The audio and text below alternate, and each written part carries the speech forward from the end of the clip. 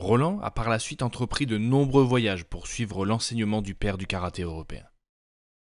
Il y avait l'autorité absolue de Monsieur Play, il y avait du silence quand il parlait, chose que j'ai toujours reproduit chez moi après, ce qui a étonné beaucoup de gens, même quand j'avais 300 personnes, quand je disais stop, maintenant voilà, le silence absolu. Mais pour moi c'était une évidence, qu'il y avait des entraînements qui étaient très forts, violents, vu de l'extérieur, violents, mais pas, qui blessaient pas. C'était violent par les chocs sur les blocages, des choses comme ça, choses qu'on acceptait, bien entendu. Et je me rappelle, j'ai parlé tout à l'heure des tendinites que je prenais en judo, parce que j'avais pas beaucoup de musculation. Et j'avais un jour, mon bras était bandé pour ça, et Sensei Play l'a vu, il a dit, vous touchez pas là. Et personne ne m'a touché là, même dans les blocages. Moi j'étais mort de peur, et tous, ils ont tous respecté ça.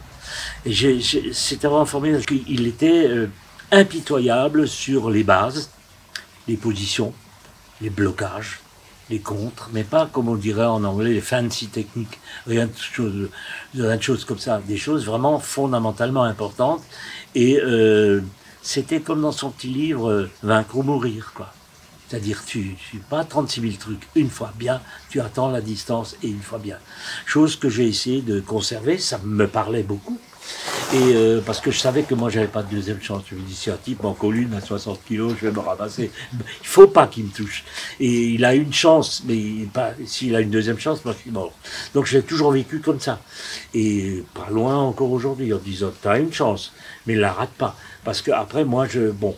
Donc, j'ai vu quelqu'un qui était très carré sur l'enseignement, sur les katas qu'on faisait, les 5 de base, Kanko, Basai, et encore, on voyait un demi-kata par stage. D'où mes petits dessins le soir à l'hôtel. Il m'a toujours fait confiance et il a toujours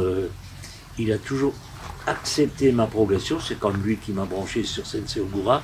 Et quand je lui ai écrit du Japon, c'est la seule personne que j'ai écrit tout de suite du Japon, quand Ogura Sensei m'a donné ce 9e dan, il m'a dit, et je lui ai dit, je ne sais pas où me mettre, et il m'a répondu, je l'ai encore là, lui seul sait si tu veux le 2e dan. Maintenant, c'est à toi d'assurer. Mais lui seul sait. Il a su assurer. Donc, Play a toujours, voilà, cette chose.